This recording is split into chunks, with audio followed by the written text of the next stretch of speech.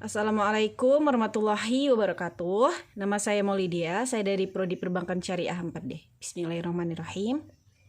Bab 7. Klarifikasi hadis beserta contohnya. Di dalam mengklarifikasi hadis, ulama hadis berbeda-beda pendapat. Menetapkan jumlah macam-macam hadis, Ibnu Taimiyah mengungkapkan secara umum berdasarkan keadaan perawi dan keadaan maka hadis sangat banyak macamnya. Menurut Imam Al-Manawi, pembagian hadis mencapai 65 macam. Menurut Asyuti, pembagian hadis itu mencapai 82 macam, 65 macam, dan Abdul Farq Al-Jazawi di dalam Al-Kitab Al-Furas membagikannya menjadi 63 macam. Hal ini terjadi karena mereka melihat klarifikasinya secara umum dengan tidak melihat dan menggunakan tipologi yang jelas. Untuk memudahkan pemahaman dan mengenalkan hadis Nabi beserta istilah-istilah yang terkait dengannya, maka pemakalah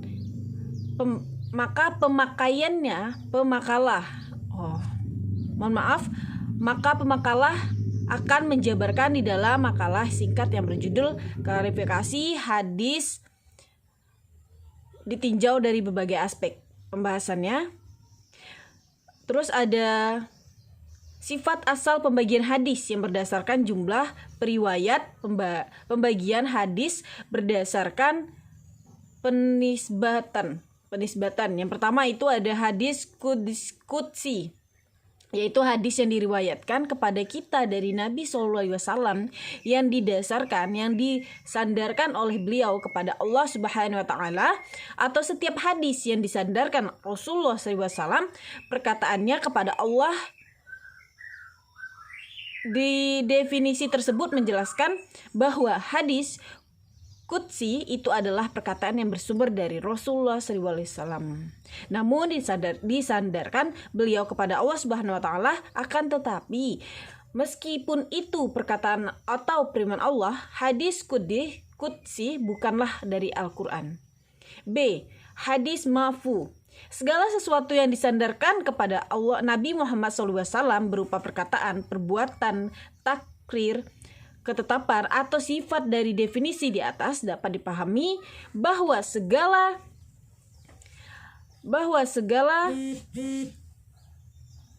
sesuatu yang disandarkan kepada Rasulullah SAW, baik itu perbuatan, takrir ataupun sifat beliau, disebut dari hadis marfu.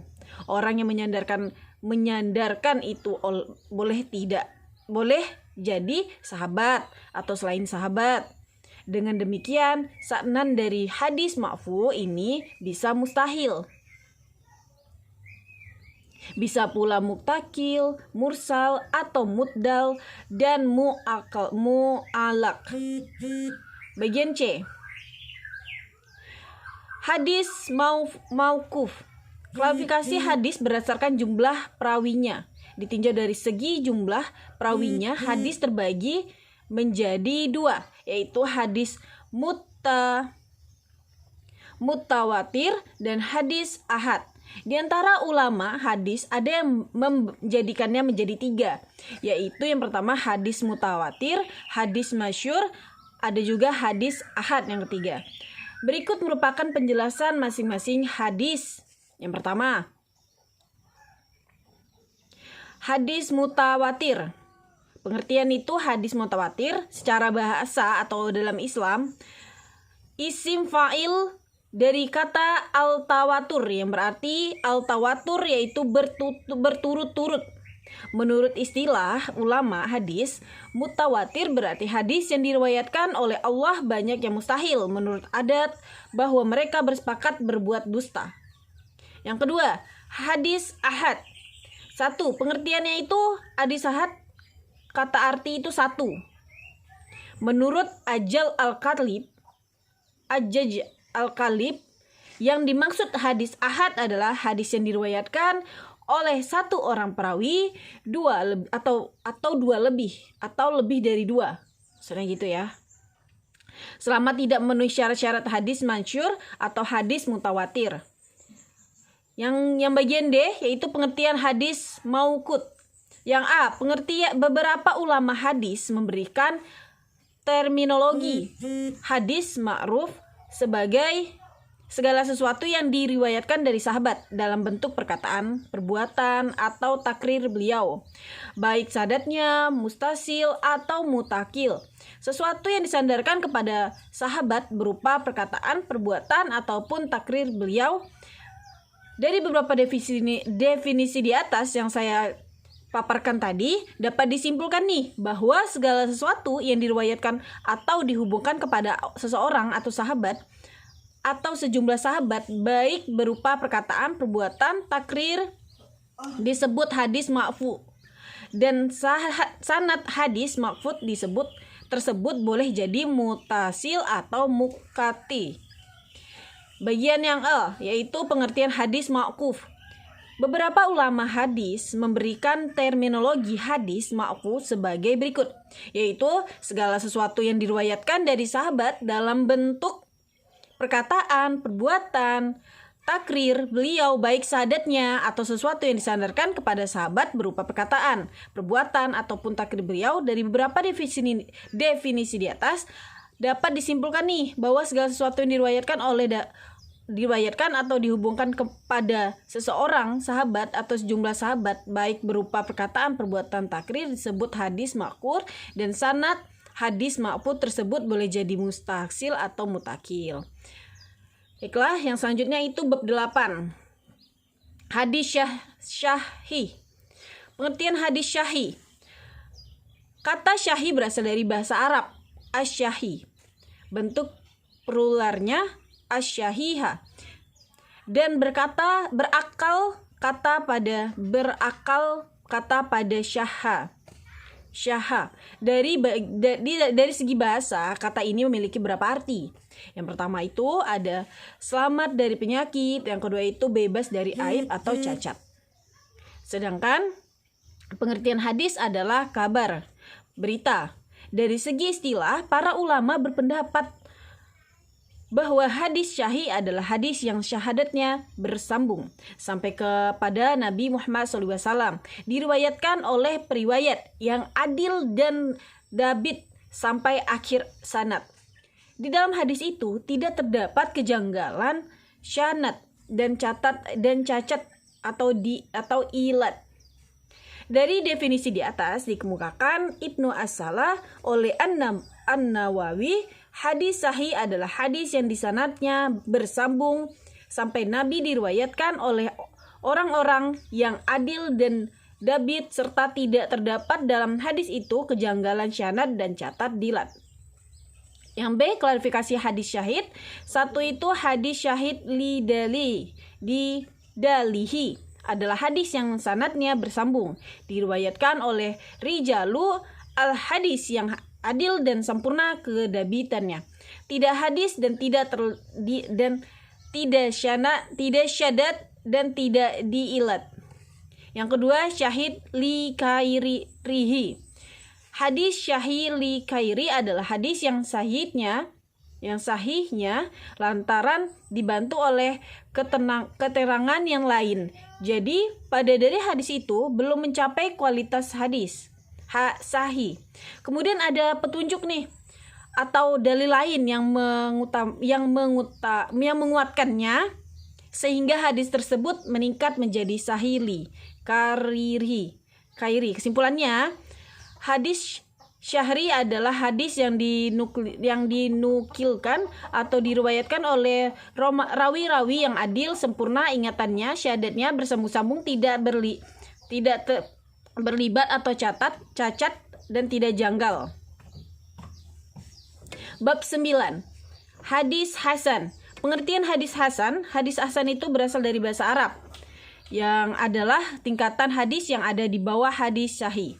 Menurut bahasa adalah merupakan sifat musyabah dari kata al-hus yang berarti al-jamal, bagus. Sementara menurut istilah, para ulama mendefinisikan hadis hasan sebagai berikut. Al-Khotabi, hadis hasan adalah hadis yang diketahui tempat keluarnya kuat. Para perawi mansyur menjadi tempat beredarnya hadis, diterima oleh para ulama dan digunakan oleh sebagian besar fuqaha. Yang B diartikan sebagai at-firmidzi. Artinya hadis hasan adalah hadis yang diriwayatkan yang di dalam sanadnya tidak ada rawi yang berdusta. Hadisnya tidak syahadat, diriwayatkan pula menjadi jalan lain. Yang ketiga, menurut Ibnu Hajar, hadis hasan adalah hadis yang diriwayatkan oleh rawi yang adil kedabitannya, yang lebih rendah dari hadis syahih, syahadnya bersambung, hadisnya tidak ila dan syahadat. Yang D, ungkapan yang sanada dengan Ibnu Hajar juga diutamakan oleh Muhammad bin Syadi Uslamin. Menurut Mahmud Fahad, definisi yang lebih tepat adalah definisi yang diungkapkan oleh Ibnu Hajar, yaitu yang diriwayatkan oleh rawi yang adil namun tingkat kedabilannya kurang dari hadis syahih. Tidak ada syudud dan ilat. Yang B itu klarifikasi hadis dari hadis menjadi dua jenis, yaitu hasan lidatihi dan hasan likhariti. Bab 10, ilmu rijal al-hadis. Pengertian ilmu rijal al-hadis menurut bahasa kata rijal berarti para kaum pria, sedangkan rijal al-hadis berarti orang-orang yang di sekitar hadis atau orang-orang yang meriwayatkan hadis serta berkecimpung dengan hadis Nabi. Secara etimologi, ilmu ini didefinisikan dengan ilmu yang membahas tentang keadaan para riwayat serta hadis baik dari kalangan sahabat, sahih maupun generasi-generasi berikutnya. Hal penting dari dalam ilmu rijal al-hadis adalah sejarah kehidupan para tokoh tersebut, meliputi masa kelahiran dengan wafat mereka, negeri asal, negeri mana saja tokoh-tokoh itu menggembara, dan bentuk jangka berapa panjang. Kepada siapa saja mereka memperoleh hadis, dan kepada siapa saja mereka menyampaikan hadis. Yang kedua, pengertian al-absyuhud secara etimologi. Asbabul wurud merupakan susunan hafalan susunan dafal yang berasal dari kata asbab, adalah bentuk jamak dari kata sebab. Menurut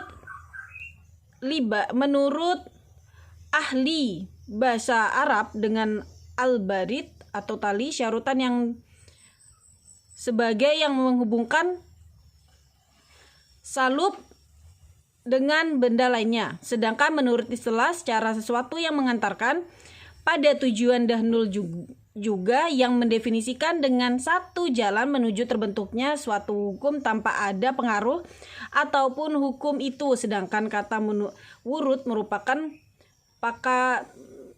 merupakan sampai muncul dengan mengalir secara sederhana. Sedangkan pengertian tersebut dapat kita definisikan ilmu yang menerangkan sebab-sebab masa Nabi SAW menuturkan sebabnya, atau ilmu yang mengkajikan tentang hal-hal yang berkaitan dengan hadis disampaikan berupa peristiwa atau pertanyaan yang hal ini dapat membantu untuk menentukan maksud hadis yang bersifat umum atau khusus, mutakol atau mukori. Adapun untuk menentukan anatid, koni atau penghapus. Yang bab 12, ilmu hadis mutakil. Pengertian mutakil menurut bahasa merupakan isim fa'il yang berarti terputus, lawan dari kata mutakil bersambung. Sedangkan menurut istilah para ulama terdahulu mendefinisikannya sebagai hadis yang sadat tidak tersambung dari semua sisi. Ini berarti bahwa sanad hadis yang terputus dari beberapa awal sadat atau tengah atau akhirnya, maka menjadi hadis yang mutakil. Dengan definisi ini, maka hadis mutakil meliputi mursal, mu'akal, dan muddal. Dan para ulama hadis belakangan mendefinisikan hadis mutakil sebagai hadis yang di tengah sanadnya gugur seorang perawi atau beberapa perawi yang tidak berturut-turut. Jadi yang gugur adalah satu saja yang di tengah-tengah sanadnya. Yang B, hadis mudallas. Pengertian hadis mudallas ialah sesuatu yang disembunyikan aibnya. Biasanya dilakukan oleh seorang penjual yang memiliki barang dagangan cacat. lalu dia menyembunyikannya nih cacat itu dari pembeli supaya dikira sebagai barang yang sempurna. Istilah mengetahui pembeli, hadis mudal artinya hadis yang disembunyikan aibnya, yang tadi. Terus ada yang kedua, bagian dari contoh hadis mudalas. Itu ada Fadil Isnad. Mudalas isnad adalah rawi yang meriwayatkan hadis dari rawi lain yang pernah ia temui, tetapi rawi itu tidak pernah mendengar dari rawi lain tersebut dan merekayasa seolah-olah dia pernah mendengarnya. Yang B, hadis mudalas. Pengertiannya itu yang kedua ya, pembagian dari contoh hadis mudalas. Yang pertama itu ada Fadil Isnad yang tadi sudah saya sebutkan. Jadi kesimpulannya, mutakil menurut bahasa merupakan isim fa'il yang berarti terputus. Bab 13, penjelasan tentang hadis mudolah, mualak, dan hadis mabruk.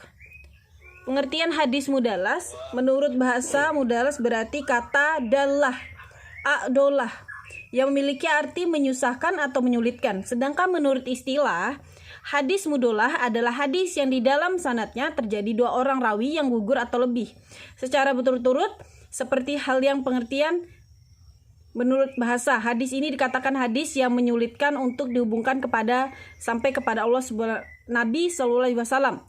Karena terputusnya atau gugurnya rawi dari sanad banyak sekali, di mana ada 2 rawi atau lebih yang gugur di dalam sanadnya, baik di awal ataupun tengah maupun di akhir sanad.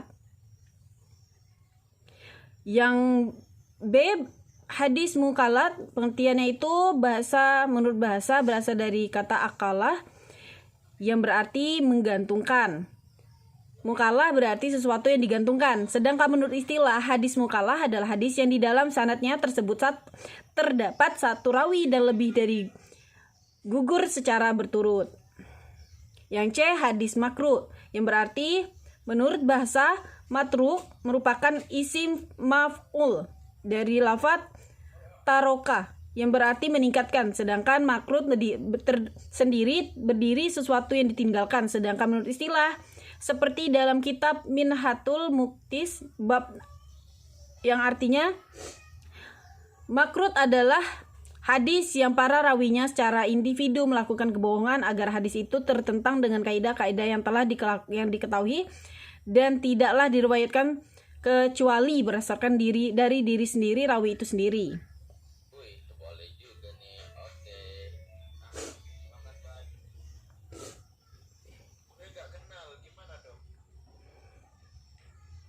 Tak hanya sampai pada definisi di atas saja.